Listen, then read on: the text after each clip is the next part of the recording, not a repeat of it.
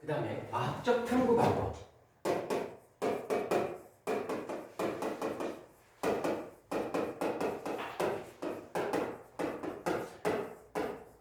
이제 과학적 탐구 방법 그러면 이제 사실 여기서 이제 키워드는 딱 하나예요. 일단 가설의 유무. 라고 하는데 일단 들으면 돼. 특별히 외울 건 없고 시험지에 생각해도 시험에서도 이렇게 자주 나오진 않으니까 첫 번째는 귀납적. 귀납적 탐구 방법이 하나 있고 두 번째로는 연역적 탐구 방법이 있어요. 한 번만 들으면 돼. 처음에는 귀납적 먼저 갈게요. 어떤 자연 현상이 있어요. 자연 현상이 이렇게 있는데 이것에 대해서 저게 왜 저러지? 뭐 때문이지? 라고 하는 문제에 대해서 인식을 합니다. 우린 그냥 보통 사과가 있으면 사과가 나무에 떨어졌어. 사과 나무에서 떨어졌어. 득템! 그럼 먹으면 되잖아. 근데 꼭 누군가 왜? 하는 인간들이 있어요.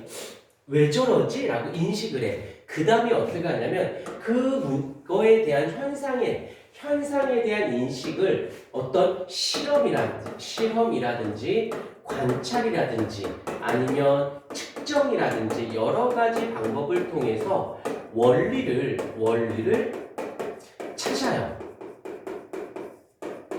이걸 특별히 문제될 건 없어 보여. 자, 근데 이 귀납적 탐구 방법하고 연역적 탐구 방법을 비교해보면 인지가 되는데 여기서도 마찬가지로 어떤 자연에 대한 현상이 딱 나타납니다. 그러면 그것에서 저게 왜 저러지? 라고 하는 문제 인식을 해요. 여기까지는 특별히 문제가 안 돼. 그런데 여기서 연역적 탐구 방법은 무엇을 설정하냐면 가설을 설정합니다. 자, 여기서 이제 가설이 무엇이냐면 이제 잠정적인 결론, 잠정적인 답. 쉬운 말로는 가짜 답이야.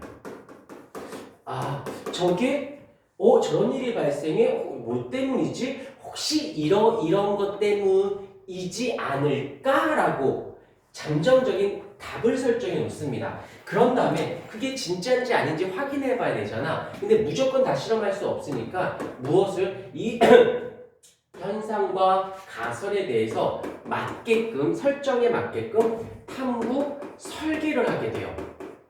그 다음에 이것에 대해서 설계한 거에 대해서 수행까지 하겠지.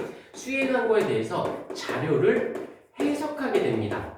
이 해석은 이 가설 설정과 실험하고 자연 현상의 일치성을 요 세 가지의 일치성을 근데 만약에 그게 일치하지 않아 그러면 현상이 잘못된 게 아니라 가설이 잘못된 거지. 그럼 다시 가서 어떻게 잘못됐으면 가서 수정을 합니다. 그 다음에 그 실험을 수정한 것을 다시 설계를 해서 수행을 하고 자료 해석을 해. 근데 일치하지 않아? 그럼 다시 가서 수정을 하면 되겠죠. 하다가 그게 맞아 떨어져. 그게 맞아 떨어지게 되면 그 다음에는 결론으로서 도출하게 되어지는 서양에는 어떤 현상에 대한 접근이 두 가지가 있어요. 경험론이 있고 합리론이라고 칸트, 데카르트 들어는 본 적이 있는데 경험론이 있고 합리론이 있거든. 경험론은 약간 이쪽이에요. 어떤 경험과 이런 것들이 실제로 원리라 어떤 방향성이 되는 거고 그렇지 않고 합리론, 어떤 사고 판단하는 쪽을 생각하는 것은 가설 설정 이쪽이다라고 봐주시면 두 가지. 그래서 아까도 말했지만 가설의 유무, 가설을 세워놓지 않고 바로 실험을 가느냐, 가설을 설정해 놓고 가느냐. 그렇다면 딱 봐도 누구를 시험 문제상에 낸다라고 하면 누굴 내겠냐는 거지. 아무튼 연역적 탐구 방법이겠지. 가설 설정을 하니까. 그런데 여기서 이제 이렇구나 하고 귀납적 탐구 방법에 대해서는 언급하지는 않아요. 그리고 이제 주로 이제 귀납적으로 안 하고 연역적인 걸 하게 되는데 여기에서 이제 실제로 문제화되진 않아. 그냥 가볍게만 돼요. 하지만 나중에 대학교를 간다든지 아니면 논술을 써야 된다든지 아니면 문과와 이과의 차이가 여기서부터 생겨. 문과는 약간 이쪽을 신경을 쓰긴 하지만 이게 약해. 하지만 이과들은 얘 못지않게 얘를 조금 더 중시합니다. 이게 어떤 건지 문과, 이과 구별하기 좀 그렇다. 근데 이번에 오늘 아침 뉴스에 의대 정원을 2025학년도면 이제 올해 수능이 되는 거야. 잠정자 2천여 명을 늘리겠대. 총 5천여 명을 2030년도까지는 5천여 명인데 올해 2천여 명을 늘린대.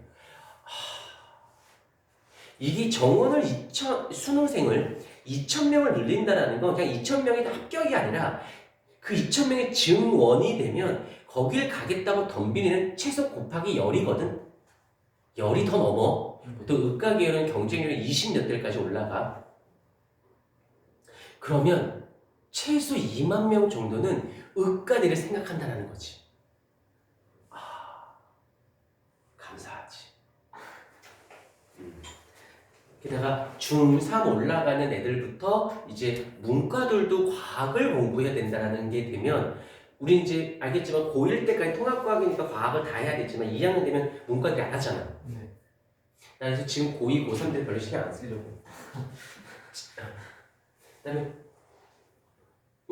수능 대비반 아니라 의과 대비반 일단 가격이 올라가. 그리고 중등부 포커스를 맞출 거야. 나도 먹고 살아야 돼.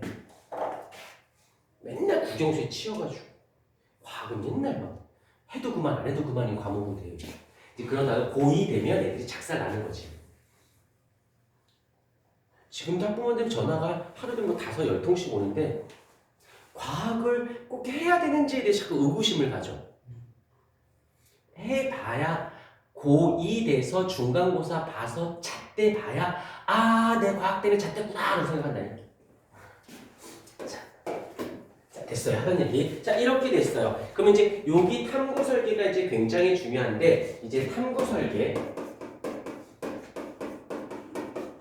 요거를 굉장히 잘 해놓잖아. 그러면 어떤 거냐면 해석형 문제를 접근하기가 좀 수월해지고 사람이 굉장히 논리적인 현상이 되어지기도 해요. 어떤 거냐? 우리가 첫 번째 나오는 게 실험군이라는 말이 나오고 그 다음에 대조군.